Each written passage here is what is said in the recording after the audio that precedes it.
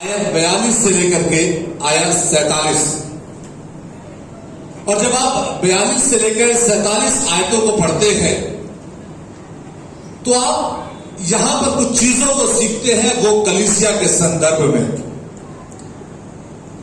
और कलीसिया के साथ यदि एक बात मैं आपसे आज लेकर चलूं, कुछ चीजों को पूछूं।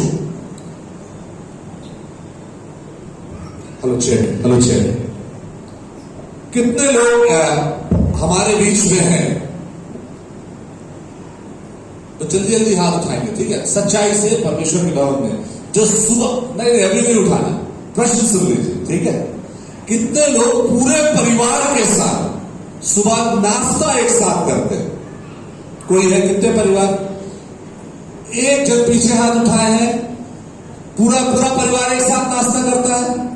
पूरा परिवार एक साथ? बहुत बढ़िया। कितने लोग दोपहर का भोजन पूरा परिवार, मैं नहीं बोल रहा हूं कि मैं अलग टाइम में खाया, मेरी पत्नी अलग टाइम में, एक टाइम एक साथ बैठकर दोपहर का भोजन करते? एक परिवार, दो परिवार। कितने लोग रात का भोजन एक साथ करते हैं? पूरे परिवार के साथ। हालेलुया। अब आप देखिए, कई बार ऐसा होता है हम एक साथ बैठकर नाश्ता नहीं कर पाते, एक साथ बैठ के दोपहर का भोजन नहीं कर पाते, एक साथ बैठकर रात का भोजन भी नहीं कर पाते। जरूरी जो चीज है, प्रेरितों के काम की किताब उसके दूसरे अध्याय में लिखा है, जो प्रारंभिक कलीसिया है, जो प्रारंभिक कलीसिया है, प्रारंभिक कलीसिया में पढ़िए बाइबल क्या कहती है। प्रारंभिक कलीसिया में यह बात बिल्कुल शामिल है कि प्रारंभिक कलीसिया के जो लोग थे, प्रारंभिक कलीसिया के जो विश्वासी थे, उनका जीवन किस प्रकार से था। दूसरा अध्याय 42 पद में लिखा है, और वे प्रेतों से शिक्षा पाने और संगति रखने में और रोटी तोड़ने में और प्रार्थना करने में लोलीन रहे। प्रारंभिक कलीसिया मिलना नहीं छोड़ती थी, प्रारंभिक कलीसिया संगति करना नहीं छोड़ती थी, और प्रारंभिक कलीसिया रोटी तोड़ना एक साथ कभी नहीं छोड़ती। परमेश्वर का वचन आज मुझसे और आपसे न केवल कलीसिया के संदर्भ में, पर परमेश्वर का वचन कलीसिया के साथ मेरे परिवार की कलीसिया के संदर्भ में कुछ बातों को कहता है। और वो ये कि परिवार को एकजुट होने की जरूरत है। परिवार को एक समय निकालने की जरूरत है जब परिवार एक साथ इकट्ठा होकर के, आप अपनी बाइबल में पढ़िए, प्रारंभिक कलीसिया के लिए लिखा है, जो प्रारंभिक कलीसिया के लोग थे वो एक साथ रोटी तोड़ते थे, वे एक साथ प्रार्थना करते थे, वे एक साथ संगति करते थे, वचन को एक साथ सुना करते थे, एक दूसरे के साथ वचन को बांटा करते थे। कहीं ना कहीं आज ये भाव हमारी कलीसिया से और हमारे परिवार से चूक जा रहा है। आज बहुत से ऐसे परिवार हैं जहां एक साथ रोटी नहीं टूटती, बहुत से ऐसे परिवार हैं जहां एक साथ बैठकर वचन का अध्ययन नहीं होता, बहुत से ऐसे परिवार हैं जहां एक साथ बैठकर प्रार्थना नहीं होती।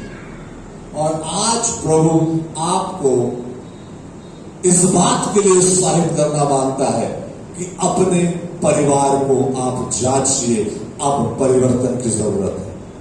हालेलुया।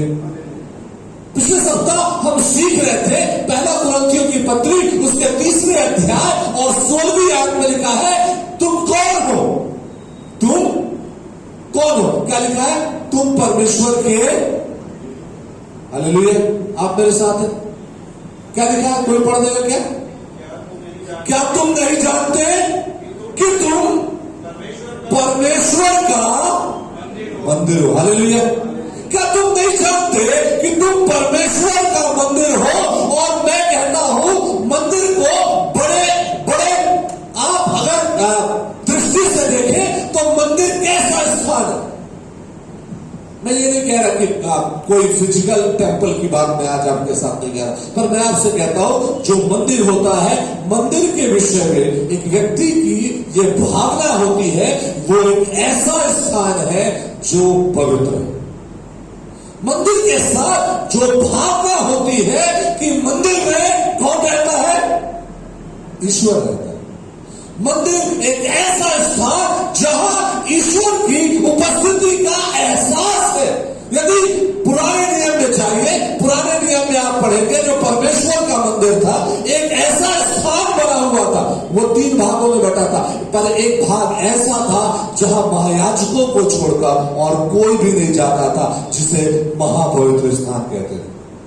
मतलब स्पष्ट था एक ऐसा स्थान जहां परमेश्वर की उपस्थिति है। आज आपको और मुझे प्रेरितों के काम की कलीसिया से सीखना है, हमारे परिवार का वो पवित्र समय कौन सा है, हमारे परिवार का वो पवित्र स्थान कहां है जहां परमेश्वर हमारे साथ उपस्थित है। बाइबल कहती है परमेश्वर सांझ के समय आदम से मिलने आया करता था। एक स्थान नियुक्त है कि आदम परमेश्वर के साथ कहां मिलेगा। आज मैं और आप परमेश्वर के साथ कब और कहां मिलते हैं अपने परिवार के साथ, ये बहुत महत्वपूर्ण बात है,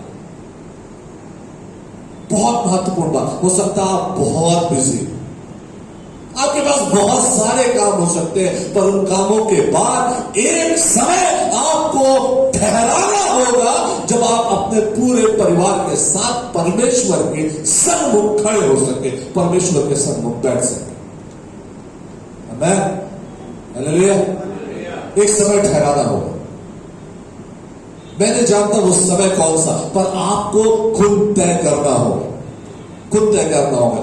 मैं 2-3 परिवारों के विषय में जानता हूं व्यक्तिगत रूप से, जहां पर पूरा परिवार बैठ करके प्रार्थना करता, पूरा परिवार बैठ के वचन का अध्ययन करते हैं। मैं उन्हें बधाई देता हूं और आज यही बात के लिए मैं आपको प्रेरित करना चाहता हूं। कलीसिया और परिवार में परमेश्वर की उपस्थिति बहुत जरूरी है। यदि हमारे परिवार में आशीष ठहर नहीं रही, उसका कारण यही है कि परमेश्वर की उपस्थिति हमारे परिवार में नहीं। हमारा जो फाइनेंस लेवल है, यदि उसमें गड़बड़ी हो रही है, इसका मतलब वास्तव में परमेश्वर की उपस्थिति नहीं है। यदि हमारे घर में भोजन वस्तु की कमी हो रही है, इसका मतलब परमेश्वर की उपस्थिति नहीं है, क्योंकि आप इस बात को जानते हैं, आप खुद कहते हैं जहां परमेश्वर की उपस्थिति है वहां आनंद की, हालेलुया, आनंद की भरपूरी है। जब आशीष की भरपूरी है तो इसका मतलब ये है कहीं कुछ गड़बड़ी है, तो गड़बड़ी आपके और मेरे साथ है कि हम परमेश्वर के साथ नहीं है, परमेश्वर हमारे घर में नहीं। यदि कलीसिया में आज आशीष नहीं है, इसका मतलब है कहीं ना कहीं परमेश्वर की उपस्थिति नहीं है। आज अपने आप को जांचिए। जल्दी से मैं आज आपको प्रारंभिक कलीसिया के विषय में और आज के परिवार के विषय में चर्चा करूंगा। पहली बात, आप प्रारंभिक कलीसिया में सीखिए कि जो प्रारंभिक कलीसिया थी वो शिक्षा और प्रार्थना में पवित्र आत्मा के द्वारा बढ़ रही थी। पहली चीज, शिक्षा और प्रार्थना में पवित्र आत्मा के द्वारा कलीसिया बढ़ रही है। क्या मेरा परिवार आज प्रार्थना में और शिक्षा में और पवित्र आत्मा में बढ़ रहा है या नहीं बढ़ रहा है? 2 चीज है, या तो बढ़ रहा है या तो नहीं बढ़ रहा है। उन्नति हो रही है या उन्नति नहीं हो रही है। और उन्नति हो रही है, बहुत अच्छी बात है। और यदि उन्नति नहीं हो रही है आपके जीवन में, आपके परिवार में, प्रश्न है ऐसा क्यों? यदि प्रारंभिक कलीसिया नहीं बढ़ रही होती ना, यदि प्रारंभिक कलीसिया नहीं बढ़ रही होती, उस समय भी ऐसा प्रश्न होता, ऐसा क्यों? पर बाइबल कहती है प्रारंभिक कलीसिया बढ़ रही थी। क्या आज हमारी कलीसिया बढ़ रही है? क्या आज हमारा परिवार वचन की शिक्षा में और वचन प्रार्थना में और पवित्र आत्मा में बढ़ रहा है या नहीं बढ़ रहा? मैं सचमुच में इस बात का साक्षी हूं, मैं कह सकता हूं हमारी कलीसिया में पिछले वर्षों में मैंने देखा है बहुत से लोगों ने वचन में अपने आप को बढ़ाया। बहुत से लोग हैं जिनका जीवन प्रार्थना में हुआ। बहुत सारे ऐसे लोग हैं जो आत्मा के दान और वरदान से पिछले दिनों में हमारी कलीसिया के लोग भरे हैं। मैं कह सकता हूं कलीसिया बढ़ रही है, क्या मेरा जीवन और मेरा परिवार बढ़ रहा है। मुझे बड़ा अच्छा लगता है, मैं अपने पासवानों से चर्चा करता हूं अपने कलीसिया के बच्चों के विषय। उनके पास बहुत सारे प्रश्न, बहुत डीप स्टडी, कई ऐसे प्रश्न मैं जब मुझसे पूछे जाते हैं, ऐसे प्रश्न होते जिसके जवाब शायद मुझे भी नहीं मालूम होते और मुझे स्टडी करने जाना पड़ता है कि इसका जवाब है कहां। कई ऐसे जवाब, तब मैं इस चीज के लिए ईश्वर का धन्यवाद देता हूं कि वास्तव में जो प्रारंभिक कलीसिया के साथ था, कि प्रारंभिक कलीसिया वचन में, प्रार्थना में, आत्मा में बढ़ रही थी। आज हमारी कलीसिया के जो छोटे बच्चे हैं, जो जवान बच्चे हैं, वो वचन में, प्रार्थना में और आत्मा में बढ़ रहे। प्रभु तेरा धन्यवाद। आज मैं इस संदर्भ को आपके परिवार के लिए देता हूं। पहली बात, आप इस बात को देखिए कि क्या आपका परिवार आज परमेश्वर के सामने अर्पित है कि शिक्षा ले, संगति करे और एक दूसरे के साथ प्रार्थना करे। एक बड़े विचारक हुए जिनका नाम जॉन स्पर्जन था।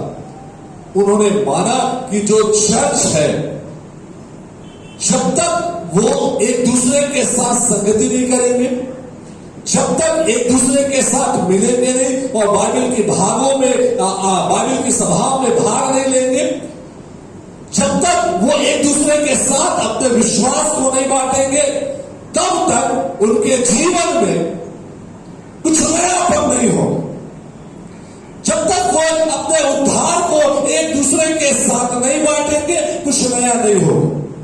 पर जब कलीसिया एक साथ मिलेगी, एक दूसरे के साथ अपने आशीषों को हम बांटेंगे, वचन के भाग को एक दूसरे के साथ शेयर करेंगे, जब एक दूसरे के लिए हम प्रार्थना करेंगे, तब कलीसिया वचन में, प्रार्थना में और शिक्षा में आगे बढ़ेगी। आमीन। क्या आज हम अपने बच्चों से कहते हैं कि बेटा तुमको वचन पढ़ना चाहिए, यदि वचन नहीं पढ़ रहा है तो, और जब वचन पढ़ रहा है तो क्या कहते हैं, आज हम साथ में वचन पढ़ेंगे, आज हम साथ में वचन पढ़ेंगे, आओ आज हम साथ में प्रार्थना करेंगे। प्रारंभिक कलीसिया में आप इस बात को सीखेंगे, जो प्रारंभिक कलीसिया थी वो प्रार्थना करने में और वचन का अध्ययन करने में, चेलों से शिक्षा पाने में वो लौलीन रहा करते थे। जब अवसर मिलता था तब वो प्रार्थना करते थे।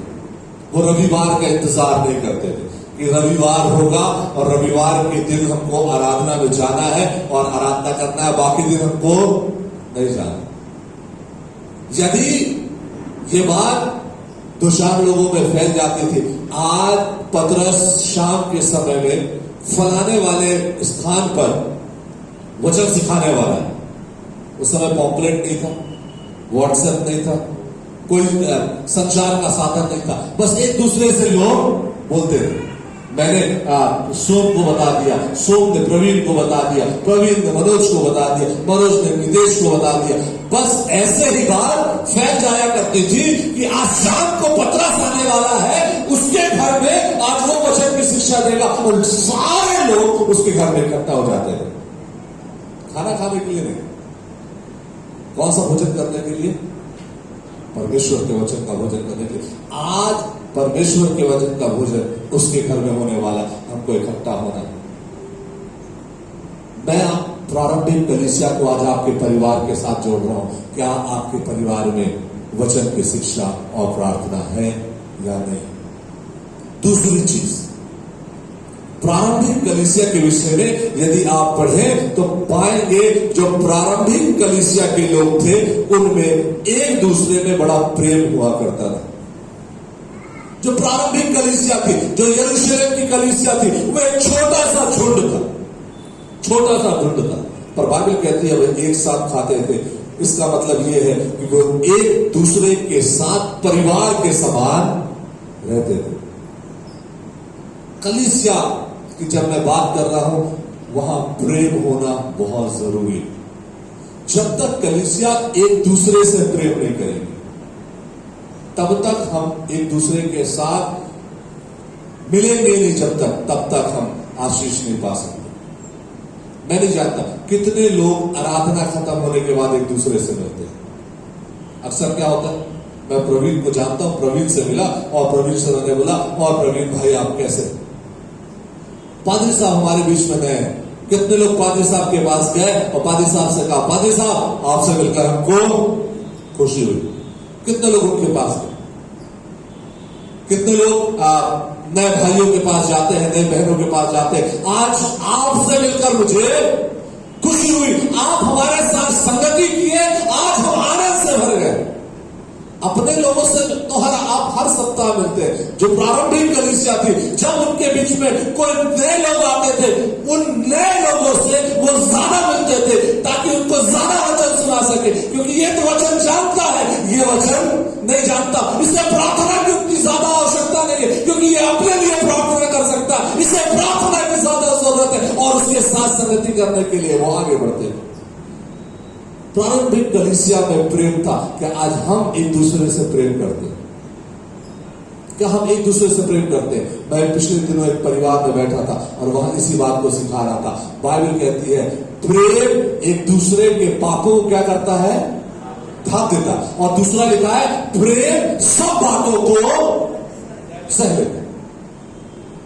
मतलब लड़ाई झगड़े उन स्थानों में होते हैं जहां प्रेम नहीं है, क्योंकि प्रेम के नहीं होने के कारण पाप उजागर होते हैं। प्रेम के नहीं होने के कारण कोई किसी की सुनना नहीं मानता, कोई किसी की सहना नहीं मानता। जब प्रेम है तो ढांप देते हैं और प्रेम है तो सह लेते हैं। और उस परिवार के साथ मैं कह रहा था, यदि आपके बीच में प्रेम नहीं है तो आप इसी प्रकार लड़ाई झगड़े करते रहेंगे और आपका परिवार टूटकर बिखर जाएगा, टूटकर बिखर जाएगा। क्योंकि जहां प्रेम नहीं है वहां झगड़े होंगे। प्रारंभिक कलीसिया में कोई झगड़े नहीं थे। प्रारंभिक कलीसिया में प्रेम था। यरूशलेम की कलीसिया में प्रेम था, इसलिए यरूशलेम की कलीसिया बढ़ रही थी। परिवार में जब प्रेम होगा ना, तब परिवार में आप खुद देखेंगे आशीषें बढ़ेंगी। और परिवार में प्रेम नहीं होगा तो आशीषें आप देखेंगे कम होती जाएंगी। और कुछ दिनों के बाद आपको लगेगा नहीं, ये हमारे परिवार में तो लगता है परमेश्वर की आशीष समाप्त सी हो गई, समाप्त सी हो गई। आज हमारे परिवारों में प्रेम की आवश्यकता है। हमको अपना एक ऐसा प्रेम अपने परिवार के साथ बनाना है जहां पर हर कोई अपने दिल की बात कह सके।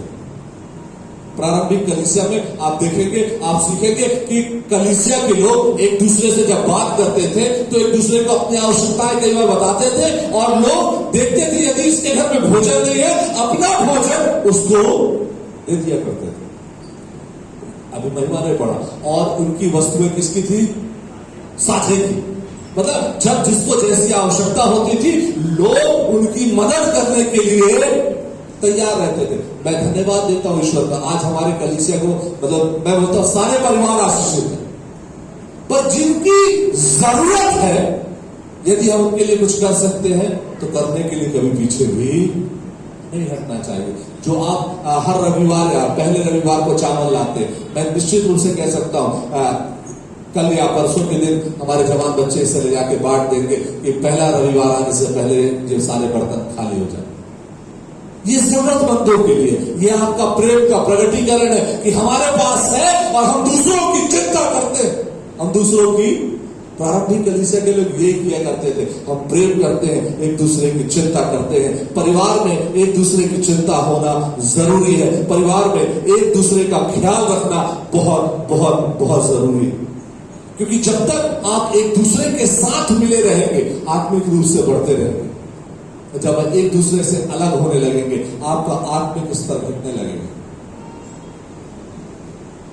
किसी विचारक ने इस बात को कहा कि जो मसीही लोग हैं, जब कलीसिया में आते हैं तो वो जलते हुए कोयले के समान है। जब एक साथ रहते हैं तो बड़ी तपन होती है, पर जब एक दूसरे से अलग हो जाते हैं तो कोयले की तपन खत्म हो जाती और वो ठंडा पड़ जाता है। इसलिए प्रारंभिक कलीसिया के लोग संगति करते थे। आज मैं आपसे कहता हूं, आपको और मुझे भी परमेश्वर की संगति करने की जरूरत है। अपने परिवार के साथ संगति करना शुरू कीजिए। एक समय बनाइए कि आज शाम को हम सब बैठकर प्रार्थना करेंगे और उस समय में ऐसा हो कि बेटी खुलकर बता सके मेरे जीवन में ये समस्या है, बेटा खुलकर बता सके मेरे जीवन में ये समस्या है। और ये तब होगा जब आपके बीच में प्रेम होगा। तीसरी बात जो प्रारंभिक कलीसिया में था वो ये कि उनके बीच में परमेश्वर के आत्मिक सामर्थ के प्रमाण थे। 43 पद देखिए क्या लिखा है, 2:43 यहां लिखा है, और सब लोगों पर भय छा गया और बहुत से अद्भुत काम और चिन्ह प्रेतों के द्वारा प्रकट होते थे। तीसरी जो बात प्रारंभिक कलीसिया के साथ है, वहां पर परमेश्वर के चिन्ह प्रकट होते थे। आज आप देखिए, मैं इस बात को मैं साक्षी हूं, मैं गवाह हूं कि मैं कह सकता हूं आज हमारे बीच में कितने ऐसी चीजें हैं जो प्रमाणित होती है कि परमेश्वर की सामर्थ हमारे साथ। कितने लोग हमारे बीच में गवाह है। यदि मैं बोल दूं ना भी हाथ उठाना तो बहुत सारों के हाथ उठ जाएंगे। पिछले सप्ताहों में, पिछले महीनों में परमेश्वर ने अपनी सामर्थ का प्रमाण आपके परिवारों में दिया। हालेलुया। आपके जीवन में परमेश्वर के सामर्थ का प्रमाण परमेश्वर ने प्रस्तुत किया। पिछले दिनों मेरे साथ हुआ जब मेरे ऑफिस में एक बड़ा सांप अंदर बैठा हुआ था। 15 तारीख को मैंने 15 अगस्त के दिन अपने दरवाजे को खुला छोड़ दिया। कब सांप अंदर चला गया मुझे नहीं मालूम। 16 तारीख को मैंने ऑफिस नहीं खोला, 17 तारीख को मैंने ऑफिस नहीं खोला, 18 तारीख को भी मैंने ऑफिस नहीं खोला, 19 तारीख को मैं आया, मैंने अपने ऑफिस को खोला। पता नहीं मेरे मन में नहीं आया कि मुझे अंदर जाना चाहिए। मैं बाहर खड़ा हो गया तो मैंने बोला राम सफाई कर दे भाई, आज बहुत गंदा दिख रहा। 15 तारीख को बारिश हो रही थी, सारे लोग मेरे ऑफिस के अंदर बाहर हुए और सारे जूते चप्पल के निशान पड़ गए हैं, थोड़ा सफाई कर दो। और जैसे ही राम अंदर गया उसने बोला भैया अंदर तो बहुत बड़ा सांप बैठा है। 4 दिन तक सांप मेरे ऑफिस के अंदर बैठा है। हो सकता है मैं मेरे विषय में कहूं कि मैं बड़ा लापरवाह हूं, मैं अंदर जाकर बैठ जाता, बिल्कुल ध्यान नहीं देता सांप कहां बैठा है, और यदि सांप कब आके मेरे पैर को पकड़ लेता या काट लेता मुझे बिल्कुल आइडिया नहीं।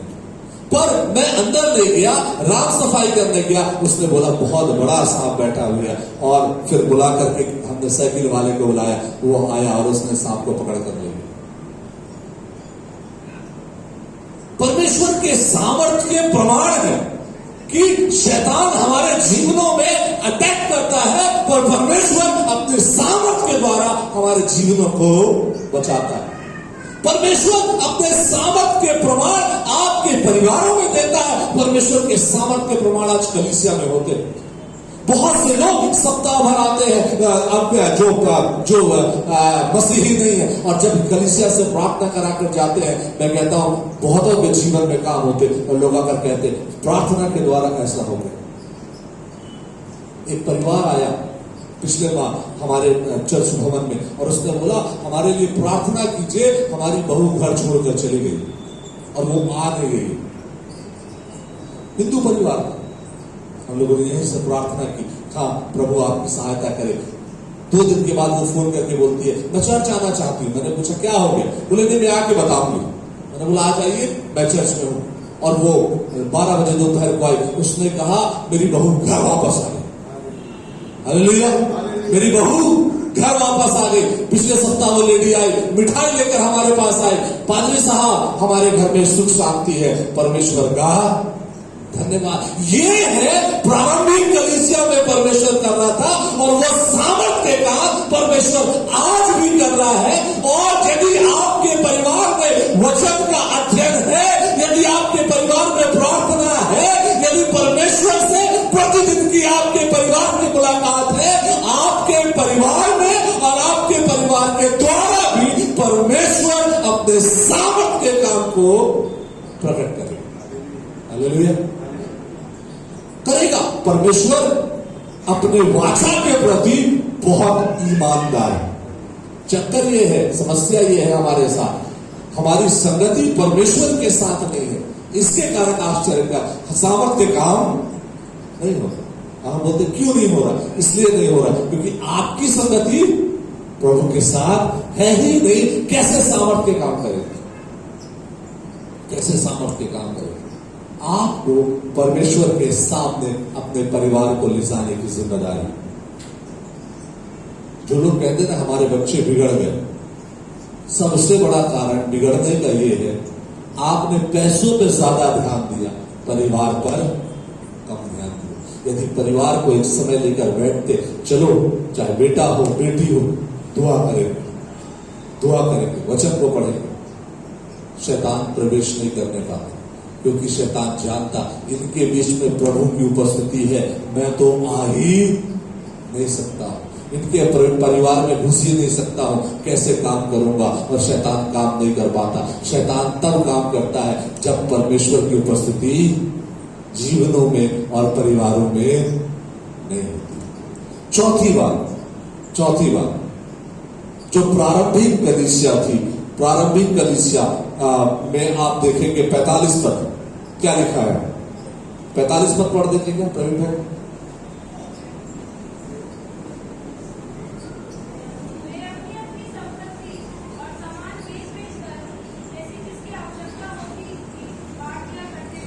यहां पर आप इस चीज को पाएंगे कि जो प्रारंभिक कलीसिया के लोग थे वे एक दूसरे के साथ शेयरिंग जानते थे, एक दूसरे के साथ बांटना जानते थे।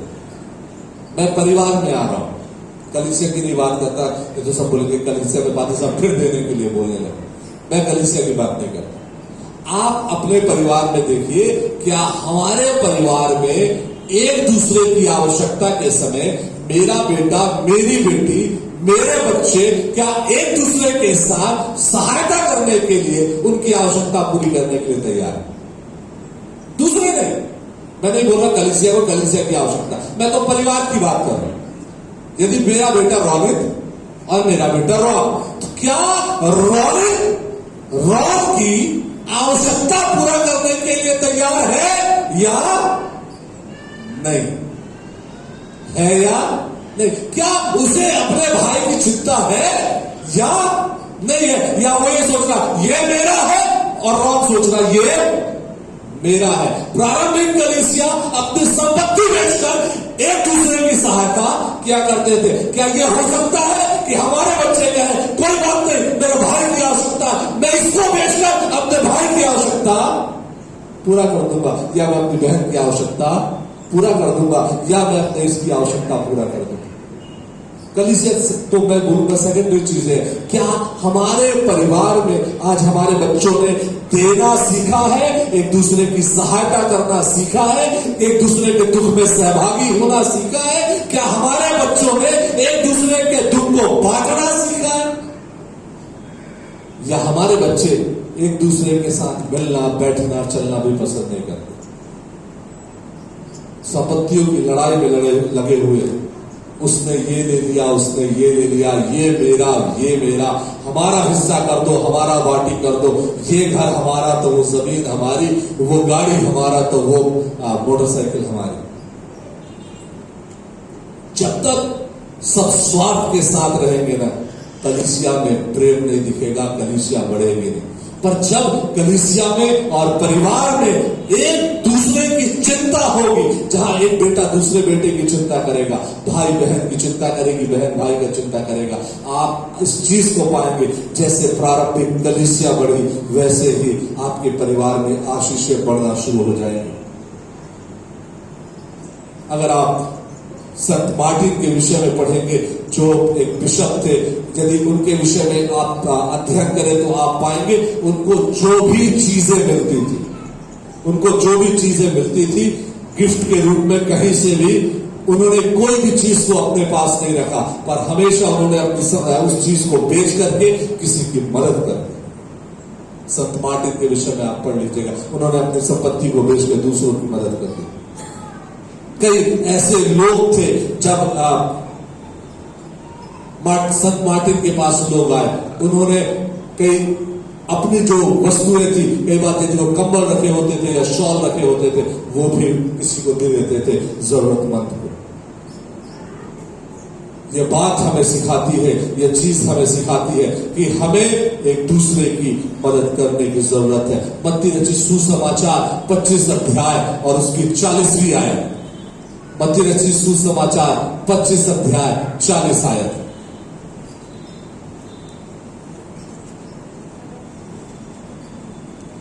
तब राजा उन्हें उत्तर देगा, मैं तुमसे सच कहता हूँ कि तुम जो मेरे इन छोटे से छोटे भाइयों में से किसी एक के साथ किया, वह मेरे ही साथ किया। यीशु मसीह ने कहा, जो कुछ तुमने इन छोटे में से छोटे के साथ किसी एक के साथ किया, वो तुमने मेरे साथ किया है।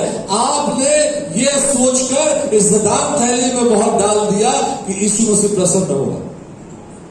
बाइबल कहती है छोटे में से छोटे के साथ किया तो ज्यादा प्रसन्न होगा।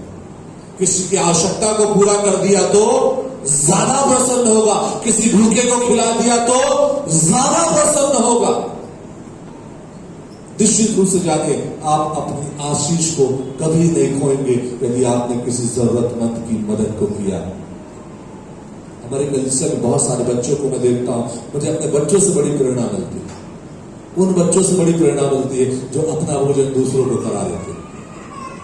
हमारे कलीसिया में बहुत अच्छे बच्चे, मैंने कई बच्चों को देखा जिन्होंने अपने हिस्से का भोजन दूसरों को दे दिया। अपनी बहुत प्रिय चीज, अच्छी चीज उन्होंने दूसरे को दे दी। और ये चीज जब आप सीखते हैं, आप निश्चित रूप से जानिए उसकी आशीष आप कभी नहीं खोएंगे, कभी नहीं खोएंगे। अंतिम चीज जो प्रारंभिक कलीसिया में थी, प्रारंभिक कलीसिया के लोगों में एक ऐसा विश्वास था जो कभी समाप्त होने वाला नहीं था। पोलिकार्प के विषय में आप पढ़ेंगे, पोलिकार्प के विषय में आप अध्ययन कीजिए। पोलिकार्प को जब पकड़ा गया, पोलिकार्प को जलाने के लिए लाया गया, उसके पूरे शरीर पर राग लगा दिया गया और उससे केवल एक चीज कहा गया, पोलिकार्प तुम यीशु मसीह का इनकार कर दो, हम तुम्हें छोड़ दो। पोलिकार्प तुम यीशु मसीह का इनकार कर दो, हम तुम्हें छोड़ दो। उसकी केवल एक गवाही, मृत्यु आ जाए या कुछ भी आ जाए, जिस प्रभु की उपासना में अब तक करता आया हूं, क्या केवल मृत्यु के भय से मैं उस यीशु का इनकार कर दूं? और उसने कहा यह नहीं होगा, और पोलिकार्प को जिंदा जला दिया गया। पोलिकार्प को जिंदा जला दिया गया, पर वो अपने विश्वास से नहीं हटा। आज प्रारंभिक कलीसिया के जो ये महान नायक हैं, ये हमें सिखाते हैं हम अपने विश्वास के प्रति कितने ईमानदार हैं। क्या हम ये कह सकते हैं मैं अपने विश्वास को किसी प्रकार भी नहीं खोऊंगा?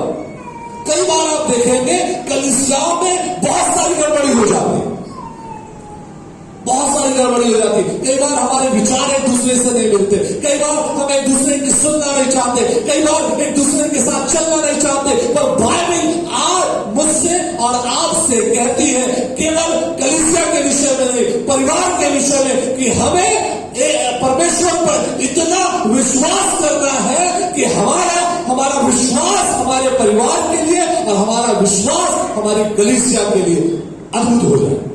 अद्भुत, जैसे पोलिकार्प का विश्वास आज तक स्मरण किया जाता है, वो अद्भुत है। मेरा विश्वास भी ऐसे अद्भुत हो जाए कि वास्तव में परमेश्वर ने जो किया है वो अद्भुत, अद्भुत। बहुतों के जीवन में मैंने इस बात को देखा है। हमारी कलीसिया के बहुत सारे जीवनों में परमेश्वर ने अद्भुत अद्भुत अद्भुत काम किया। हमारी प्रार्थनाओं में अद्भुत चमत्कार दिखाया है। आपके परिवार की प्रार्थना ने अद्भुत चमत्कार दिखाया है। और ये प्रारंभिक कलीसिया का चिन्ह है, बाइबल का चिन्ह है, कि बाइबल कहती है तुम्हारे विश्वास के द्वारा ऐसा होगा। और अंत में फिर से मैं वापस आऊंगा, पहला कुरिन्थियों 3 अध्याय 16वीं आयत लिखा है, 16वीं आयत में क्या तुम नहीं जानते कि तुम परमेश्वर का मंदिर हो और परमेश्वर का आत्मा तुम में 101%। इस चीज को जान लीजिए, आपके अंदर परमेश्वर का आत्मा वास करता है। आपको कहीं जाने की जरूरत, परमेश्वर का आत्मा आपके भीतर है। आपके पास यदि कभी कोई आता है, आप प्रार्थना कर दीजिए। ये मत सोचिए पादरी साहब प्रार्थना नहीं, मेरे अंदर भी परमेश्वर का आत्मा है। मैं यदि प्रार्थना करूंगा तो भी चमत्कार होगा। यदि मैं प्रार्थना करूंगा सामर्थ प्रकट होगा। ये आपके विश्वास के अनुसार हो जाएगा। आप करके तो देखिए। लेकिन कब? जब आपका विश्वास प्रारंभिक कलीसिया के समान। आज बहुत से परिवार हैं जिनके बीच में समस्याएं बहुत ज्यादा है। बहुत से परिवार हैं जो टूटने के कगार पे है। बहुत सारे परिवार हैं जहां संपत्तियों के लिए झगड़े हो रहे हैं। आज मैं आप सबों से और अपने आप से कहना चाहता हूं, अपने जवान बच्चों से कहना चाहता हूं, प्रारंभिक कलीसिया आपको सिखाती है कि प्रारंभिक कलीसिया की सारी वस्तुएं एक दूसरे के साझा की थी, और जब जिसकी जैसी आवश्यकता होती थी प्रारंभिक कलीसिया के लोग एक दूसरे को दे दिया करते थे। इसलिए आपस में एक दूसरे से झगड़ा ना करें, पैसों के लिए एक दूसरे से झगड़ा ना करें, वस्तुओं के लिए एक दूसरे से झगड़ा ना करें। ऐसा बने कि एक दूसरे की हम मदद कर सकें। थोड़ा है थोड़े में मदद करना सीखे, ज्यादा है ज्यादा में मदद करना सीखे। अपने विश्वास को हमेशा हमेशा थामे रहे। आपका विश्वास आपके लिए अद्भुत चिन्ह को प्रकट करेगा। आपका विश्वास, क्योंकि आपकी देह पवित्र आत्मा का मंदिर है और आपके भीतर परमेश्वर का आत्मा निवास करता है। परमेश्वर का आत्मा निवास करता है। जब परमेश्वर का आत्मा आपके पास है तो बाइबल कहती है, यीशु मसीह ने कहा, तुम मुझसे बड़े बड़े, हालेलुया, तुम मुझसे बड़े बड़े काम करोगे। मैंने यदि एक मुर्दे को जिलाया है तो तुम 2 और 3 को जिलाओगे। मैंने 2 को जिलाया है तुम 4 और 8 को जिलाओगे। यदि मैंने एक अंधे को चंगा किया है तो तुम 2 अंधे को चंगा करोगे। यदि मैंने 2 को किया है तो तुम 10 को करोगे। ऐसे ही मुझसे ज्यादा करोगे। केवल एक काम करना, तुम्हारी देह क्या रहे? पवित्र आत्मा का मंदिर रहे और परमेश्वर का आत्मा तुम्हारे भीतर वास करे। आइए प्रार्थना करें और रेवरेंड डॉक्टर जॉन विक्टर हमारे लिए प्रार्थना करेंगे। स्थान पर खड़े हो जाए एक मिनट के लिए।